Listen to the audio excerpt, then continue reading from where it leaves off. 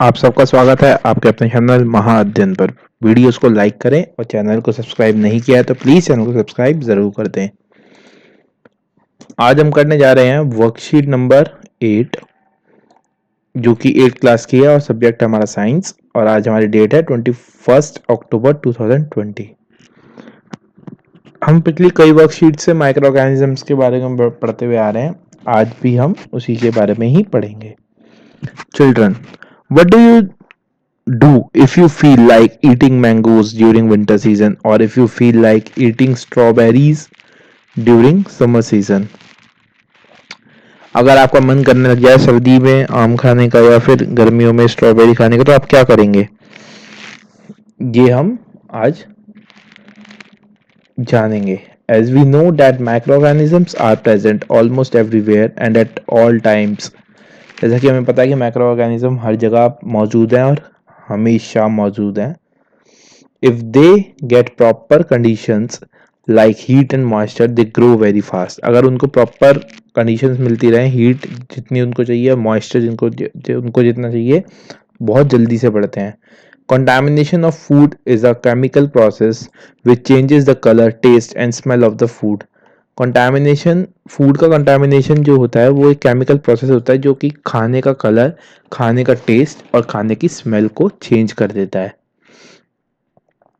To save food from microorganisms or contamination, we can use the following methods so that we can enjoy all kind of fruits and vegetables and the things made from them throughout the year. हम contamination और microorganism से बचाने के लिए खाने को हम बहुत सारे मेथड्स को यूज़ कर सकते हैं, जिससे कि जो हम फ्रूट्स हैं, जो सीजनेबल फ्रूट्स होते हैं, सीजनेबल सब्जी होती हैं, फ्रूट जो वेजिटेबल्स होती हैं, उनको हम इंजॉय कर सकें पूरे साल भर. Measures to protect food from microorganisms, food preservation कहेंगे इसको हम. फूड कैसे प्रिजर्व करेंगे हम? Chemical method. Some chemicals like sodium benzoate and sodium metabisulphite are used to check the growth of microorganisms. ये दो तरीके के माइक्रोऑर्गेनिजम्स हैं जो केमिकल्स हैं जो चेक करने के लिए, माइक्रोऑर्गेनिज्म की जो ग्रोथ है उसको चेक करने के लिए हेल्पफुल होते हैं. Preservation by common salt. Meat and fish are covered with table salt और to check the growth of bacteria. जो मीट होता है या फिर जो फिश होती है उसको जो सॉल्ट होता है, नमक होता है, उससे उसको कवर कर देते हैं, उसके ऊपर नमक डाल के छोड़ देते हैं, जिससे कि जो भी बैक्टीरिया की ग्रोथ है वो पता चल जाती है. Preservation by sugar. The use of sugar reduces the moisture in food which inhibits the growth of bacteria. जो अगर हम शुगर से प्रिजर्व करते हैं खाने को तो वो जो फूड के अंदर मॉइस्चर आ जाता है, उस मॉइस्चर को कम कर देता है और जो बैक्टीरिया की जो ग्रोथ है उसको इनहिबिट कर देता है. मतलब इनहिबिट का मतलब होता है, इनहिबिट का मतलब होता है मतलब प्रिवेंट करना. तो यहाँ पर लिखा है inhibits the growth of bacteria, तो बैक्टीरिया की ग्रोथ से प्रिवेंट कर लेगा. Preservation by oil and vinegar. हम ऑयल और विनेगर से कैसे प्रिजर्व कर सकते हैं? Use of oil and vinegar prevents spoilage of pickles because bacteria can not live in such a environment. Oil और विनेगर से अगर हम यूज़ करेंगे तो जैसे आपने देखा होगा अचार बनाने में हम ऑयल का और विनेगर का यूज़ करते हैं, तो उससे क्या होता है, उससे बैक्टीरिया जिंदा नहीं रह पाता उस एनवायरनमेंट में. Heat and cold treatments. Boiling of milk destroys many organisms. Similarly, we should keep food in the refrigerator because low temperature prevents the growth of microorganisms. जैसे गरम, अगर हम दूध गरम करते हैं तो मैनी जो माइक्रोऑर्गेनिजम्स होते हैं वो मर जाते हैं, डिस्ट्रॉय हो जाते हैं. इसी तरीके से रेफ्रिजरेटर में अगर हम खाना रखें, लो टेम्परेचर पर खाना रखें, तो वो माइक्रोऑर्गेनिज्म की ग्रोथ होने से बचाता है. आगे बढ़ते हैं. पेस्चराइजेशन के बारे में पढ़ेंगे. Heat the milk. पेस्चराइजेशन एक प्रोसेस है, उसमें हमें दूध को गर्म करना होता है 15 से 30 सेकंड के लिए, for 15 to 30 seconds at 70 degree centigrade. 70 degree centigrade पे गर्म करना होता है. Then cool it down suddenly and fill it in the bags, it stop the growth of microorganisms. दूध को 15 से 30 सेकंड 70 डिग्री सेंटीग्रेड पे गर्म करना और उसका तुरंत उसे ठंडा करके बैग के मतलब थैलियों के अंदर या बैग के जो भी कंटेनर है उसके अंदर पैक कर देना, बैग के अंदर पैक कर देना। इससे जो माइक्रो ऑर्गेनिज्म है उसकी ग्रोथ नहीं हो पाती है, वो रोक देता है। This process is called pasteurisation. ये प्रोसेस पेस्चुराइजेशन कहलाता है। Which was first discovered by scientist named Louis Pasteur. ये जो प्रोसेस था ये लुइस पैस्चर ने बनाया था।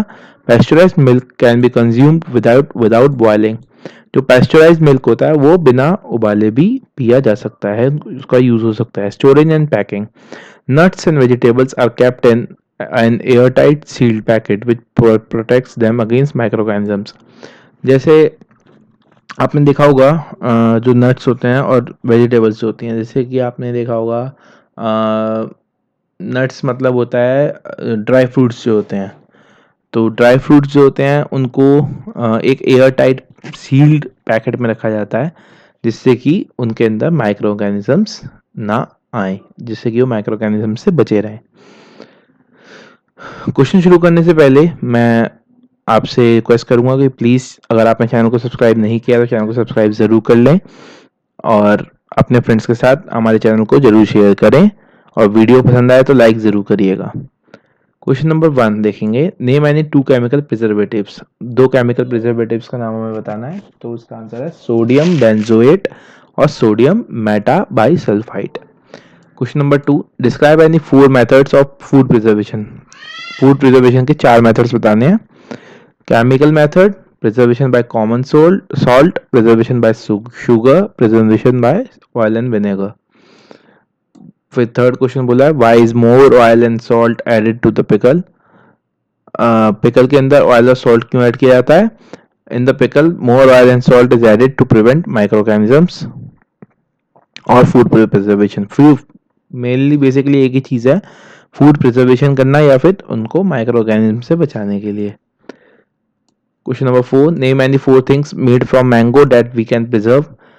आम से बनी हुई चीजें, जो 4 ऐसी कुछ चीजें जो हम प्रिजर्व कर सकते हैं।